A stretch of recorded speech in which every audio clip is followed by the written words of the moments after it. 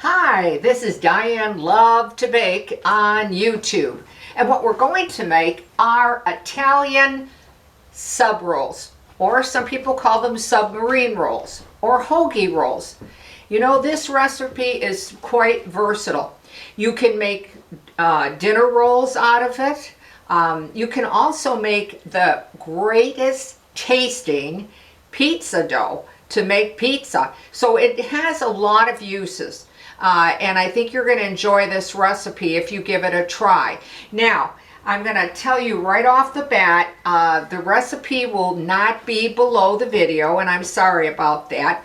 But I am going to, right off in the beginning, give you the recipe, give you the ingredients and the amounts. So if you want to write them down or that type of thing, you're going to be able to do that. And hopefully I'll answer, things that will come up during the video that you can get a better idea of the amounts and how to handle this dough and that type of thing, okay? So let's get started. First off the bat, you're going to need 1.5 cups of water.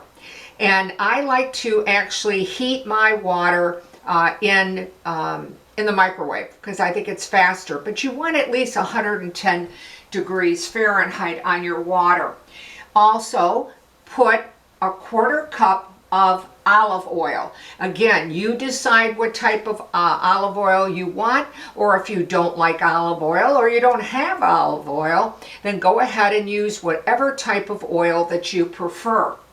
You're also going to need 4 cups of all-purpose flour, or another idea is to use 4 cups of white whole wheat, and it comes out absolutely delicious. I make it for folks that don't like all-purpose, but they will eat the white whole wheat bread. So either one, try either one. I think you'll be very happy with it.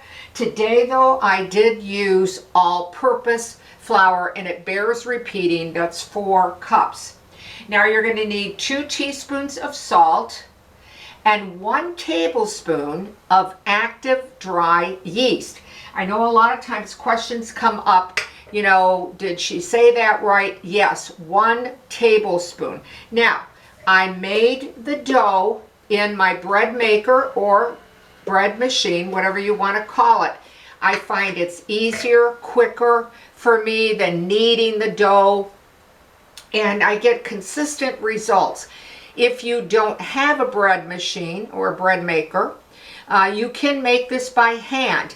It's up to you, okay? Now, what I also want to say, if you try this recipe and you're going to use your bread maker or bread machine as I did on the dough cycle, please follow your individual directions of when you put your liquid in and when you put your dry, because all bread machines are a little bit different. So follow manufacturer's directions on that.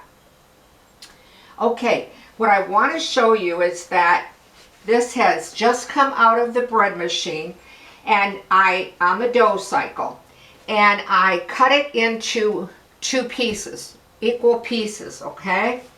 And I just form it sort of like a long oval.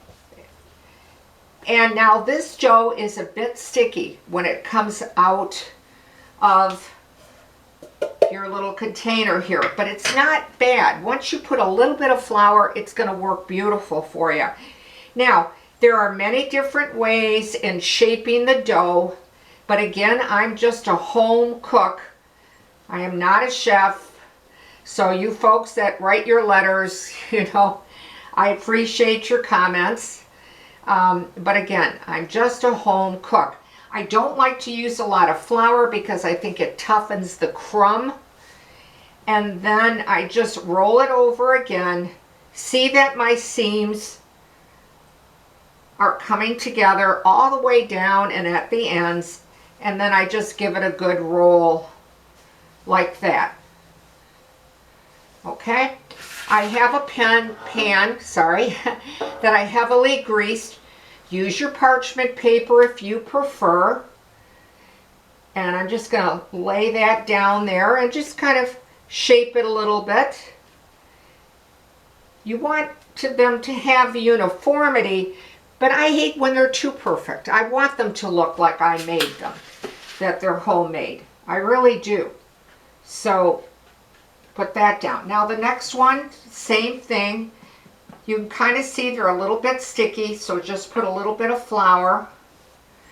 And then I just roll the dough like I'm rolling a towel up. There we go. Till it reaches the end. And again, you might have a much easier or a better method to do that. Then of course, feel free to do that. But this is how I do mine. And then again, I just check my seal, pinch it a little bit if I need to, and then again, roll it over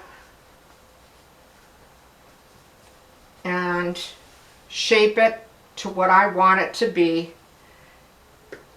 I space them apart, and I try to make one really to match lengthwise, but if it's not exactly perfect, it doesn't matter. As long as this bread and these rolls, or hoagie rolls, or submarine rolls, whatever you like to call them, are relatively the same in width and length. And if not, I don't think that's a big deal. Now, what you'll want to do is, of course, is take a clean kitchen towel and then cover them till they double in size.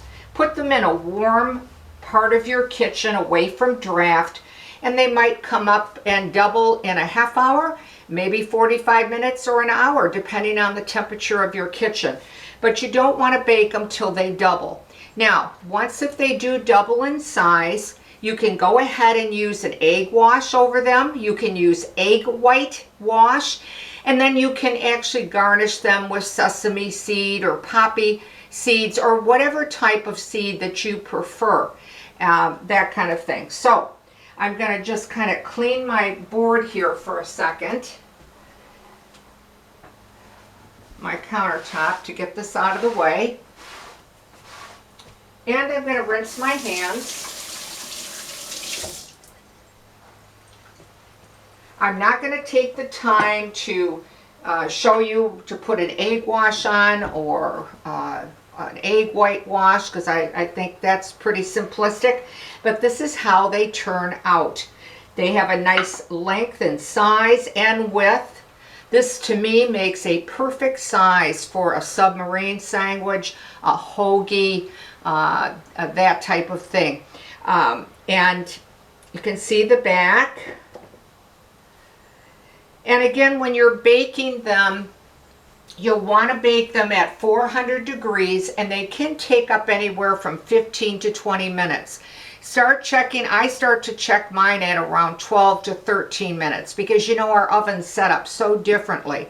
Now this particular roll, I did put just an egg white wash on it. It has a little bit of flour coating, but go ahead, as I mentioned, to put whatever type of seed or whatever, however you want to garnish them. Now, what I'd like to do is just to cut into them.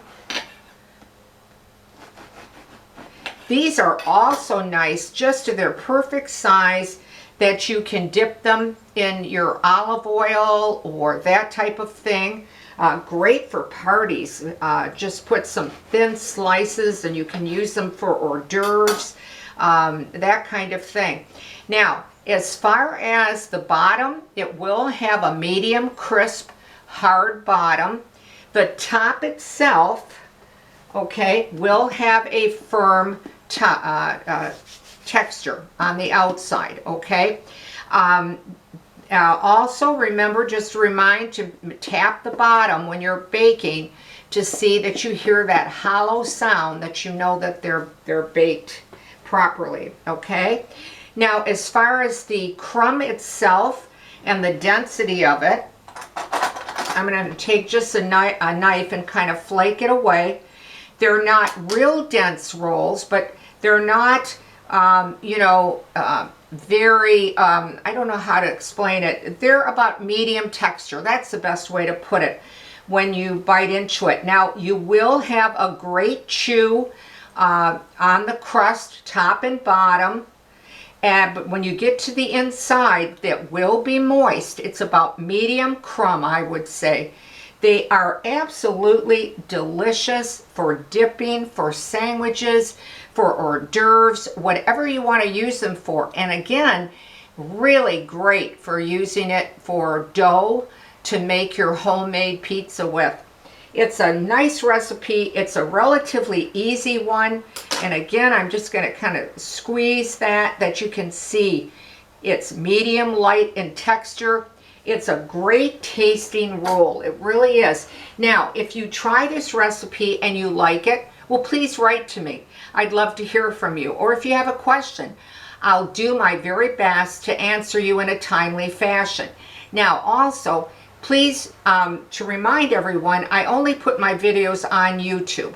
So if you're going to write to me, please make sure that you are watching me on YouTube, but you're sending that question to me, and I will get back to you, okay? So I want to thank you as always for watching Diane Lovetobake on YouTube. If you're so inclined and you'd like to subscribe, well, I can't thank you enough. Or ring the bell, or like this video. So once again, thanks for watching Diane Lovetobake on YouTube. Stay well, stay safe, and I'll see you soon.